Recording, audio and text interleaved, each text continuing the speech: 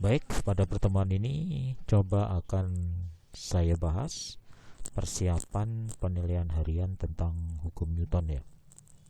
Di mana dua pertemuan sebelumnya sudah saya bahas tentang hukum Newton 1, lalu hukum Newton 2 dan hukum Newton 3. Dengan menggunakan metode belajar audiovisual interaktif tutor. Jadi saya jelaskan dulu soal pengantar, lalu kamu kerjakan soal latihannya dan perbaiki ya sampai benar. Akhirnya saya berikan pembahasan. Untuk pendalaman nanti saya kirimkan tipe soal-soal versi UTBK, UGM, Undip dan UI untuk hukum Newton ini. Baik, kita mulai. Kalau kita membicarakan hukum Newton, tentunya tidak pernah lepas dari hukum Newton 1 yang mengatakan kalau sigma F resultan gaya sama dengan 0 atau gayanya 0, maka benda bisa dalam keadaan diam atau gerak lurus beraturan. Diam, gerak lurus beraturan, A-nya berarti 0. Jadi percepatannya 0. Oke. Kalau diam, kecepatannya juga 0. Ya, hati-hati loh ya, saya ulangi. Kalau GLB atau diam, percepatannya 0. Kalau diam, kecepatan 0.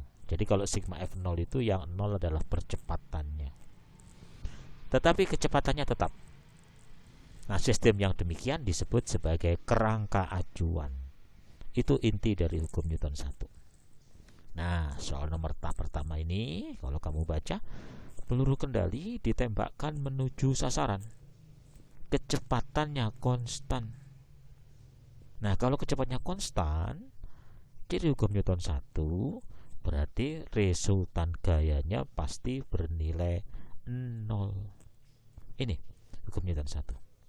Sigma F0, maka benda itu GLB atau diam.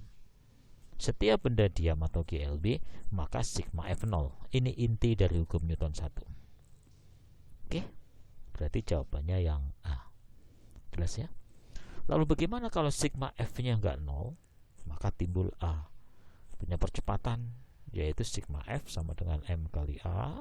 Dan benda yang punya A ini dua gerak ya. GLBB, gerak lurus berubah beraturan. Dan GMB, gerak melingkar beraturan. Di mana ini adalah percepatan linier A. Ini pakai percepatan sentripetal. Lalu sigma F kalau pada GLBB, F yang menarik dikurangi F yang melawan. Sedangkan pada GMB, sigma F itu adalah F yang ke pusat dikurangi yang menjauhi pusat. Kalau hukum Newton 3 itu seperti hukum Newton 1 sebenarnya, tetapi dua benda. Oke. Kita ke nomor 2. Bisa kamu coba skip rekaman ini dan kamu tentukan kira-kira kalau ada benda yang digantung dengan tali mempunyai tegangan tali lebih besar dari berat benda, apa yang terjadi? Berarti kalau seperti itu, maka nggak 0 dong, karena besarnya nggak sama. Kita tahu tegangan tali ke atas, berat benda ke bawah.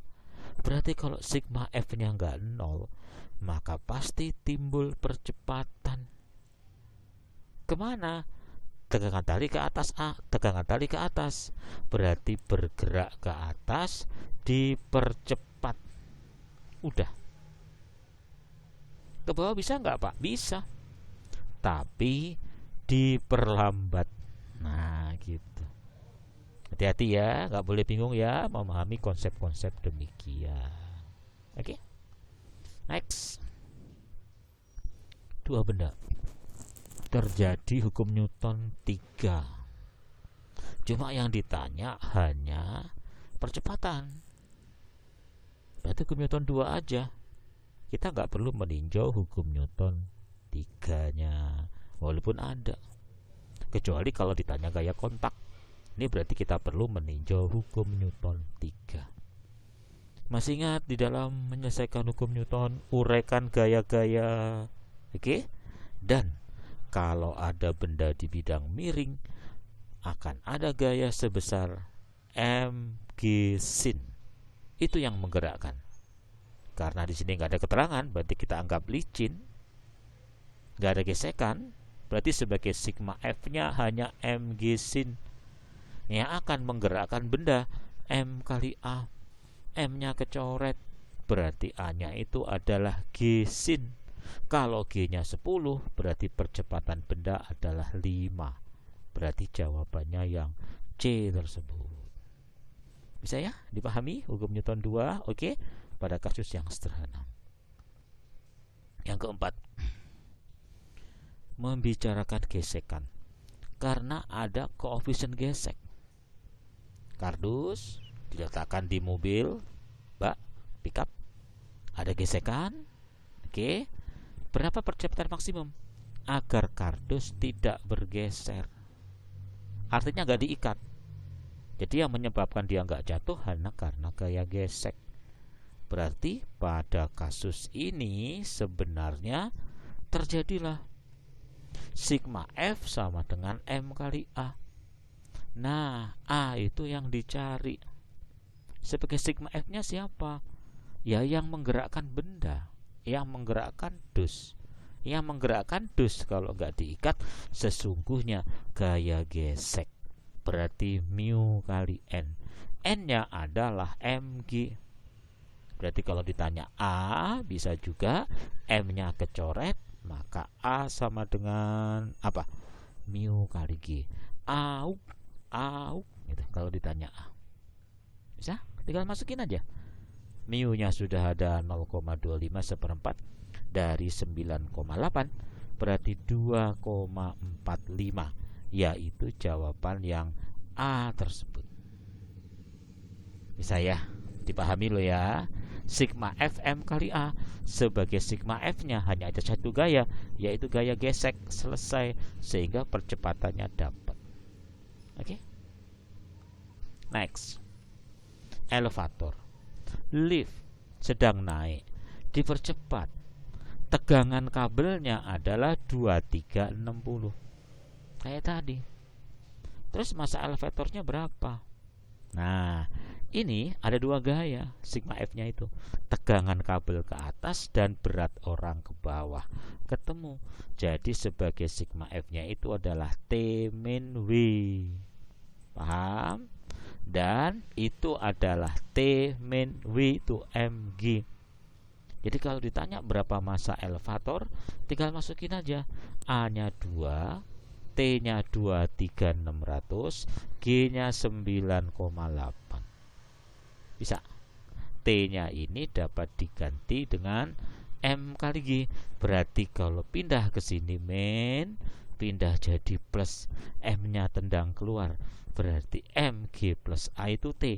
Berarti T M adalah T dibagi MG plus A. Masukin. Dapat pas, yaitu sebesar 2000 kg. Oke.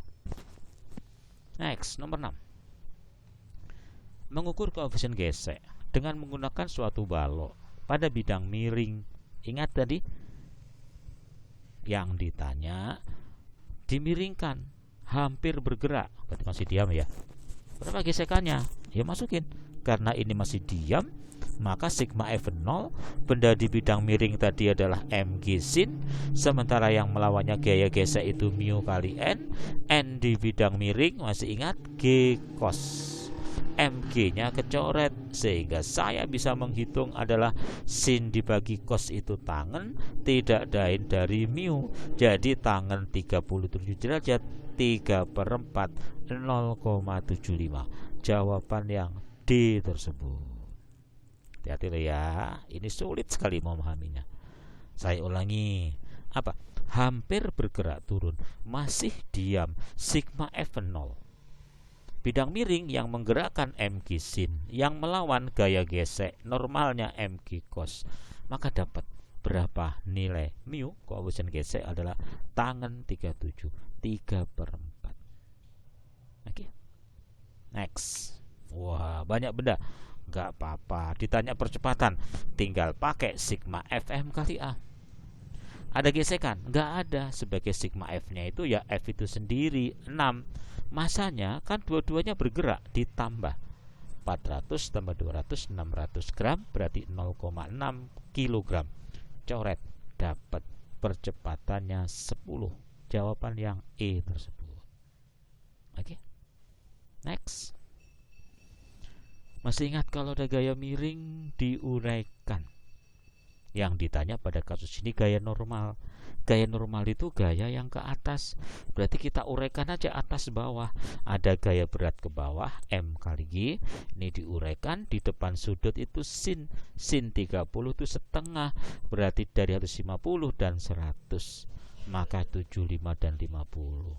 Gaya normal itu tegak lurus bidang ke arah benda. Ini sebenarnya gaya normalnya. Ini berapa? Karena benda ini nggak ada keterangan apa, tentunya diam. Sigma FY0 yang ke atas sama dengan yang ke bawah. Yang ke atas baru 125, yang ke bawah 735. Berarti gaya normalnya 610, yaitu jawaban yang A tersebut. Oke. Nomor 9. Yang ditanya berapa gayanya? Mobilnya ngerem. Ada kecepatan awal, ada jarak, dan berhenti. Jadi sigma Fm kali A itu A-nya pakai rumus GLBB. Masih ingat kalau di rem sampai berhenti, A itu adalah V0 kuadrat per 2S. Masukkan, hitung, kuadratin, bagi, dapat 5625, yaitu jawaban yang A tersebut. Oke. Nomor 10, nomor terakhir. Setelah ini kamu berlatih 10 soal. Kamu coba, boleh lihat ringkasan rumus ya, sampai benar-benar bisa. Nanti saya akan kita bahas. Oke.